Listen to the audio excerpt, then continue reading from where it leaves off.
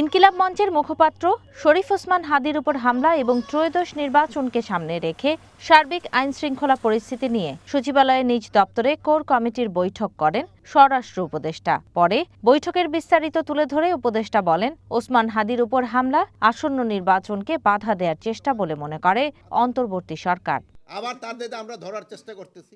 জুলাই গণ অভ্যুত্থানে সম্মুখ সারির যোদ্ধাদের সরকারের পক্ষ থেকে সার্বিক নিরাপত্তা দেওয়ার সিদ্ধান্তের কথা জানান স্বরাষ্ট্র উপদেষ্টা। পাশাপাশি নির্বাচনে অংশগ্রহণকারী প্রার্থীরা ব্যক্তিগত আগ্নেয়াস্ত্র চাইলে লাইসেন্স দেওয়ার কথাও জানান তিনি।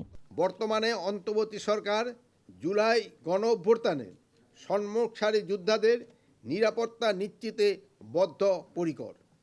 সরকারের পক্ষ থেকে তাদের জন্য বিশেষ নিরাপত্তা ব্যবস্থা গ্রহণ করা হয়েছে। হাতিয়ার ইস্যুর ক্ষেত্রে এতদিন শুধু সরকারি কর্মচারীদেরই হাতিয়ার দেওয়া হতো। এখন যারা ইলেকশনে পার্টিসিপেট করবে এবং তারাও যদি হাতিয়ার চায়, তাদেরও হাতিয়ার আমরা লাইসেন্স তাদের আমরা দিব।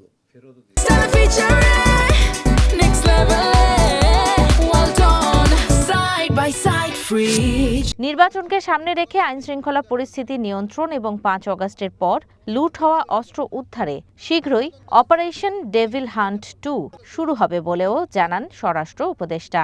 25 ডিসেম্বর বিএনপির ভারপ্রাপ্ত চেয়ারপারসন তারেক রহমানের দেশে ফেরাকে কেন্দ্র করে প্রয়োজনীয় নিরাপত্তা নেওয়া হবে বলেও জানান স্বরাষ্ট্র উপদেষ্টা। এটা তার নিরাপত্তার ব্যাপারে কোনো শঙ্কা নাই।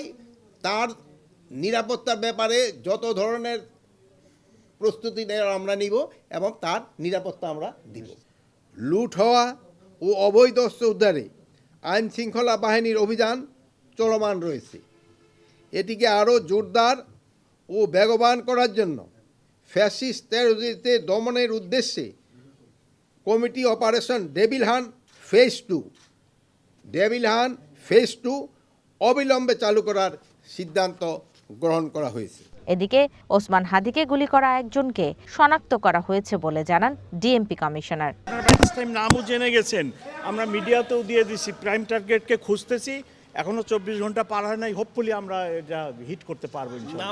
শরীফ ওসমান হাদির উপর হামলাকারীদের ধরিয়ে দিতে 50 লাখ টাকা পুরস্কার ঘোষণা করেছে সরকার। জড়িত তাকে যদি কেউ ধরে দিতে পারে, তার জন্য সরকার 50 লক্ষ টাকা পুরস্কার ঘোষণা করেছে। ঝুমি রহমান, ওয়ান নিউজ, ঢাকা।